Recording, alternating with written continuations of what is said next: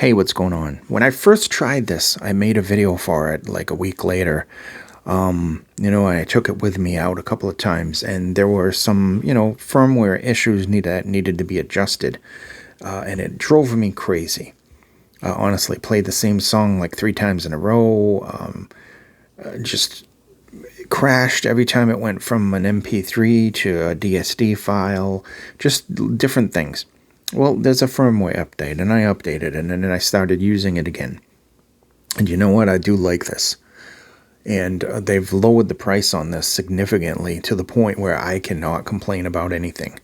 So I'm going to give you the specs, but I'm going to do something different. I'm going to give you the sound first. The sound on this is good. It's typical TempoTec sound. You're not getting that super audiophile, highly detailed sound, but you are getting a sound that's nice and warm and spacious. There's plenty of details there to be had. There's plenty of openness and airiness. The treble, I think, is a little toward the neutral side. The warmth from the bass end lightly touches the mid-range in the bottom, and the upper mid-range is kind of brighter and more neutral. It just overall just sounds good, especially for the cost. It's incredible. Now, default-wise, it's going to have a screen protector. You're going to get an extra one. You're going to get a long cable with A to C, and you're going to get a C to C cable, a short cable. To do the upgrade firmware, what you're going to do is the easiest. I mean, you can take the SD card out if you want and stick it back in if you want to go through all that hassle.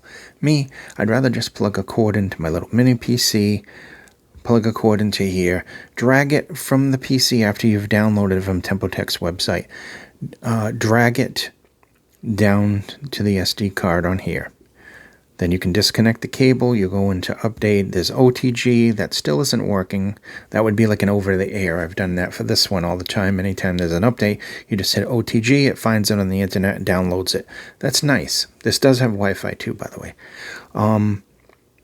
But it doesn't work that way, so you have to do it the manual way. Then you click update, you click the source as the SD card once you've transferred those files over. It'll automatically update. Then what you're going to get is a functional unit. You're not going to get the skipping and the shutdowns and the crashes. Very nice. It's a touch screen. You have some very nice things going on here. Overall, setting-wise and everything, there are some nice settings. You have an EQ on here. You have different various options available that you would have on a player, like a more expensive player. So basically that in a nutshell, that's the sound. Now I'm going to get into the specs of this.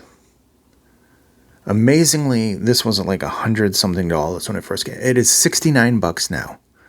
So as long as you're not setting your hopes on like getting something like an AK, sounding, or something from like, just one of those other more expensive brands, Sony, something like that. This sounds very good for the price. Okay, now I have the optional clip-on case on the back of the unit. As you can see right here is your function buttons. You have your power, you have your track up and down, you have your play and pause. On this side, you have your volume and your SD card slot, which is protected by the clip-on case, which is a really nice case. And the black has that kind of carbon look to it on the back of it. Your indicator light down there next to the V1 will show you what type of file that you're playing depending on the color. Depends on the file. I think it's yellow when I do my DSD files that I usually do on it. So I'm just going to cut through this. There is also a leather case now, which if I would have known, I would have gotten for like $19.90 on the website. 5-in-1 audio master. So I wouldn't say so much that this is the best sounding DAC in the universe, but I would say that it sounds extremely good, especially considering it was good for $100. For $69, it's superb. 5 core functions of the Variation V1. What you're going to get is local high-resolution playback supporting micro SD TF up to 2 terabytes. Now, I only have a 64, and I've got a ton of music to last me like the whole day. Capable of native bit-perfect output for high-resolution audio formats, including DSD up to 256 and PCM up to 384 kilohertz. You have support for online streaming, Tidal, QBiz, as well as protocols AirPlay, DLNA, and HibiLink. This is a portable DAC amp also for phones. It has that specific mode, whereas like some things you can plug into a phone, you can plug into a computer. Sometimes they work in one, sometimes they don't work in the other. This has a mode for that, as well as an external USB DAC for computers, which it has a separate mode on the buttons. I don't know if you can see. Phone DAC, PC DAC, Bluetooth DAC, regular music player, and streaming media. So it does a whole bunch of different things. It is a Bluetooth DAC, as I said. It has Bluetooth 5.1, and it supports LDAC, aptX, and AAC protocols.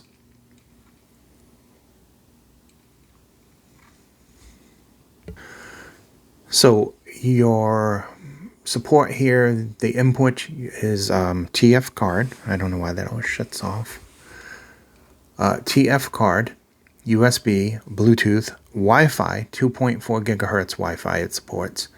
Your output is a 4.4 millimeter balanced and a 3.5 millimeter single-ended, and of course Bluetooth because it's a two-way Bluetooth. The DAC amp is a dual CS43131. So sample rate, we've already covered that, DSD 256, PCM 384 kilohertz, and MQA8X with this. Two-way Bluetooth 5.1, supports everything from LDAC all the way down to SBC. USB is 2.0 OTG and SPDIF out. Wi-Fi 2.4 gigahertz. The battery on this is a 1400 milliamp. The screen is a 2-inch screen on this. And let me get into the most important things here. The SNR on this is 128 decibels for the single-ended and 131 decibels for the balanced 4.4. Crosstalk 0.76 and 122. This is negative. Power output on this at 32 ohms with the single-ended, it is a 123 milliwatts. 32 ohms, the balanced is 215 milliwatts. Now on the other end, the maximum 300 ohm, the 3.5 is 2 VRMS, and the 4.4 balanced is 4 VRMS, which is the maximum output power for this as well. Frequency response is 0 to 90 kilohertz. 20 to 20 is obviously the only effective one. And that's basically it in a nutshell, all the different things. There, it says audio format supported. That should be an important thing I should cover. You have WAVE, APE, the 8 files, FLAC, DSF, DFF, ISO, CUE, WMA files, which I have a lot of too, OGG, OGG files, I have a lot of those, AAC files, Opus, AIFF, MQA, and MP3. Now it doesn't say DSD, but it does support DSD, so it does. It shows like a little picture here. DSD. Some of the main things that I have are DSD, FLAC, WAVE, DSF, DSD, and some ALACs from Apple. And that's basically in a nutshell. So once again, warm, dynamic, nice and good clarity, stereotypical kind of TempoTec sound signature that they have with most of their things. And clarity, that has some nice clarity to it overall. I don't particularly like the, I should I should address some of the cons. I'm not a fan of the EQ. I don't know, I just don't like it. But I do like the sound without the EQ on anyway. It sounds good. It has a nice dynamic to it, nice warmth to it overall. And just overall, just very clear mid-range and treble and the air and everything and the openness sounding. So very, very decent, especially considering the cost now.